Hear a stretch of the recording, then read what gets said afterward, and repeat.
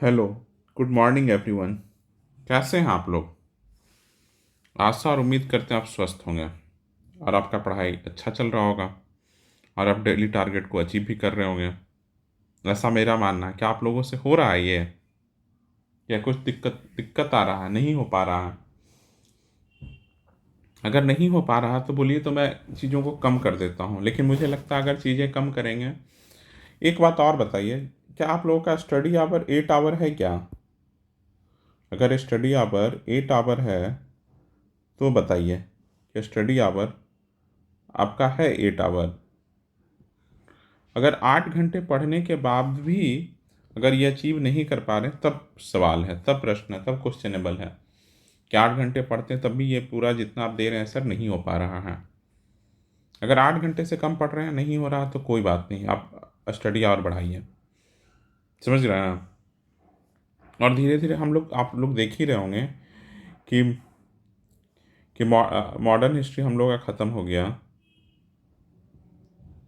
और आज हम लोग एनिशियंट हिस्ट्री भी लगभग लगभग ख़त्म कर देंगे। मॉडर्न हिस्ट्री ख़त्म हो गया, एनिशियंट हिस्ट्री ख़त्म हो गया, बायो कंप्लीट हो चुका है, और क्या, फिजिक्स कंप्लीट हो चुका है। फिजिक्स भी कंप्लीट हो गया। इतना चीज़ ख़त्म हो गया। आज हम लोग एनिशियंट हिस्ट्री, आज थोड़ा सा बचा है जो आज कर लेंगे। इतना ख़त्म हो गया। तो हम लोग डे 12 तक सारे, डे 12 तक हम लोग पूरे हिस्ट्री का तीनों सेक्शन और साइंस का तीनों सेक्शन सब कंप्लीट कर लेंगे। और हमारा मैथ हो जाएगा 67 तक। मतलब हम लोग करीब करीब 8-9 साल का मैथ भी सॉल्व कर चुके होंगे और 6 महीने का हम लोग सी करेंट अफेयर भी पूरा कर चुके होंगे 12 दिन में। उसके बाद अगले 10 दिन में हम लोग बाकी और कर लेंगे। चलिए, तो आज हम लोग का डे 9 है।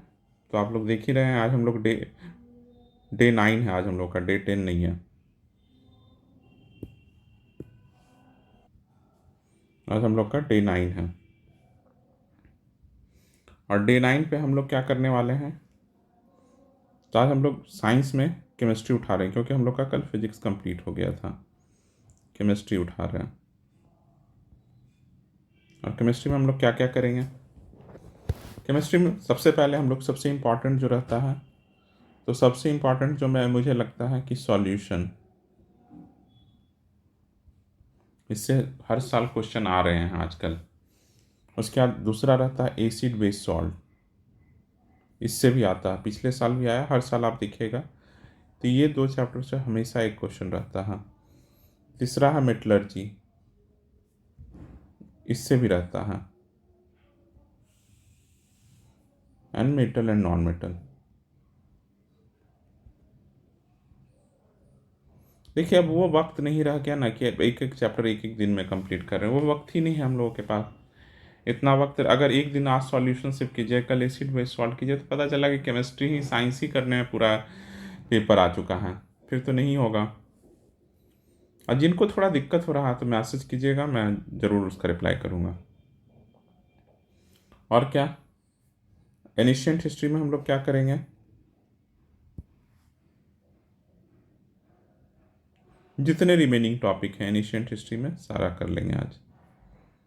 जितने रिमेनिंग टॉपिक हैं, क्या क्या रिमेनिंग टॉपिक है अपना? तो रिमेनिंग टॉपिक है, संगम तक कल हो गया है। तो गुप्ता पीरियड है, पोस्ट गुप्ता,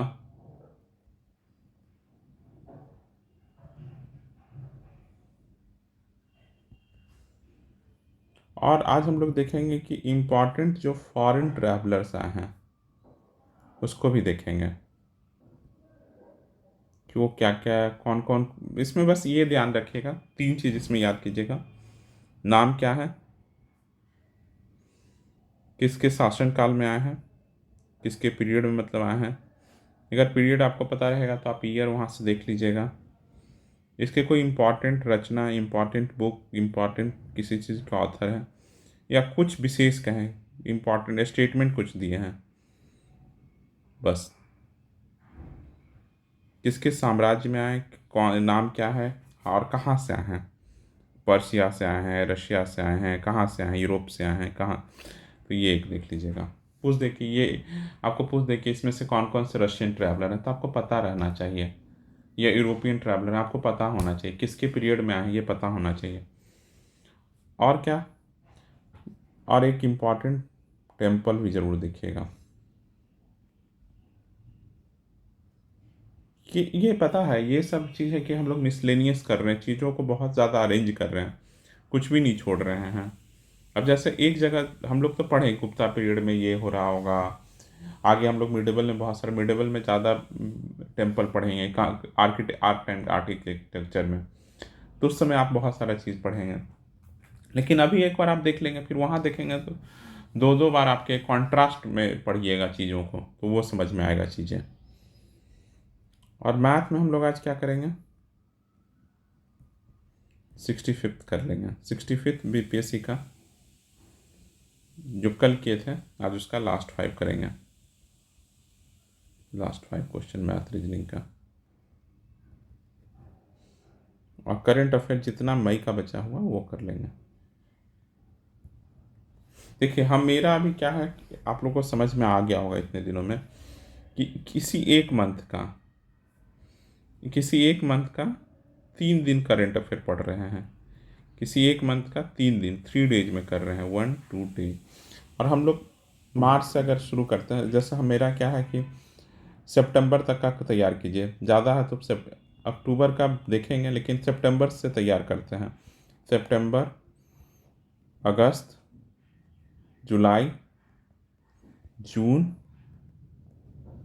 मई, अप्रैल और मार्च, ये 7 महीने का करना है।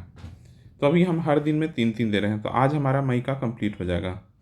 उसके बाद फिर हम लोग जून चलेंगे, फिर जुलाई, अगस्त, सितंबर, अक्टूबर का देखते हैं। अक्टूबर में क्योंकि मुझे लगता है अक्टूबर तक पेपर सेट हो जाता है, 15 अक्टूबर तक देख लेंगे कुछ करंट अफेयर्स अगर आएगा तो। लेकिन उसके उसके आगे नहीं करेंगे करंट अफेयर। अभी दृष्टि का आय घटना चक्र आ गया होगा, देखिएगा, अगर आप लोग ले सकते हैं तो उसको ले लीजिएगा, वो अच्छा लगता है, अच्छा उसमें चीज़ें रहता है। एक बार उसको देखिए, आप लोग प्रैक्टिस करना शुरू कीजिए अब क्वेश्चंस का। अगर आप लोग प्रैक्टिस नहीं कर रहे हैं तो भी दिक्कत कर रहे हैं, प्रैक्टिस कीजिए। अब देख रहे हैं, प्रैक्टिस कीजिएगा ना, और टेस्ट की कोई एक टेस्ट ज्वाइन कर लीजिए और टेस्ट दीजिए।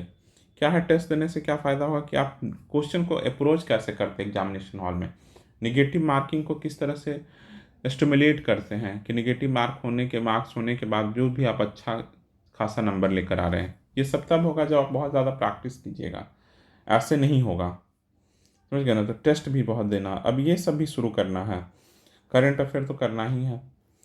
हम सोचे हैं, जैसे मेरे दिमाग में है कि ये दृष्टि का आय घटना चक्र, SPD, ये सब मैं करा दूंगा, आऊँगा।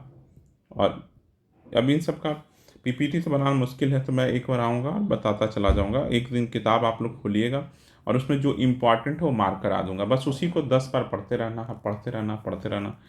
बहुत चीज़ मेमोराइज में आ जाना चाहिए। करंट अफेयर क्यों वास्ट हो जाता है, क्योंकि पहली बार एक बार लोग पढ़ के जाते हैं, एक बार में कितना सस्टेन कर पाएगा चीज़ें, तो दिक्कत वहाँ आ जाता है। तो सस्टेनेबिलिटी के लिए कि मोर रिवीजन चाहिए, मोर रिवीजन। और एक बार SPD और दृष्टि घटना चक्र से, इन दोनों से एक बार करा देंगे ना, तो आपके दिमाग में आ जाएगा कि ये सब इम्पॉर्टेंट। आप लोग भी एक बार पढ़िएगा, फिर देखिएगा कि ये इंपॉर्टेंट मार्क नहीं कराए सर, कुछ तो छूट गया है, समझ गया ना। तो ये दोनों करा देंगे। 2 मैगजीन को अगर अच्छे से फॉलो कर लीजिए तो मुझे लगता है कि 50% क्वेश्चन सही कर दीजिएगा। अब 69 में तो अलग ही करंट अफेयर आया था, पता ही नहीं था कि क्या आया है। चलिए तब भी देखा जाएगा, अब आएगा टफ तो सबके लिए tough, this is a competition, सबके लिए टफ आएगा। ये लोग कह रहे हैं कि टफ पेपर आएगा, टफ आएगा तो सबके लिए आएगा ना टफ, हमारे आपके लिए थोड़े आ रहा है टफ, सिर्फ कि मैं मेरे लिए स्पेशली टफ बनाया, सबके लिए टफ आएगा। फिर देखा जाएगा, जो जितना अच्छे से पढ़ा रहेगा या स्टैटिक पे जितना कमांड रहेगा उसका सिलेक्शन उतना ही होने की पॉसिबिलिटी बढ़ जाएगी, बस इतना समझिए। चलिए आप लोग पढ़ते रहिए, मस्त पढ़िए। आज हम लोग PT 365 में हम लोग जो साइंस एंड टेक का था उसमें हम लोग कंप्यूटर वाला कंप्यूटर टेक्नोलॉजी वाला हम लोग पार्ट कंप्लीट कर लिया है, उससे ज़्यादा उसमें कुछ भी नहीं आएगा। अगर आपने ब्लॉकचेन टेक्नोलॉजी, जैसे वेब 3.0 का एग्जांपल आपके पास ये है, वेब 2.0, वेब 1.0 में क्या अंतर है इन तीनों में, ब्लॉकचेन टेक्नोलॉजी क्या है, सुपर कंप्यूटर और क्वांटम कंप्यूटर में क्या अंतर है, अगर आपको सब पता है। हम कल बोले थे एक सुपर कंप्यूटर का लिस्ट बना लीजिए कि सुपर कंप्यूटर इंडिया में किस किस जगह पे, एक छोटा सा काम है, अगर कहिएगा तो मैं बता दूंगा। ये किसी भी करंट अफेयर के बुक में दिया हुआ है, आप लोग वहाँ से लिस्ट एक बार पढ़ लीजिए कि आईआईटी मद्रास क्या है, आईआईटी कारा रुड़की में कौन सा सुपर कंप्यूटर है, शायद गंगा नाम है आईआईटी रुड़की वाला, क्योंकि मुझे मालूम है वहाँ पर था।